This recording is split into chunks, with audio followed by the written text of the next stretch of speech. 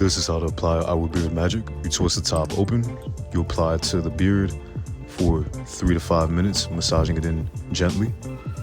You can repeat this process daily for best results. This is how to apply our beard oil. First, you can dampen your beard with water.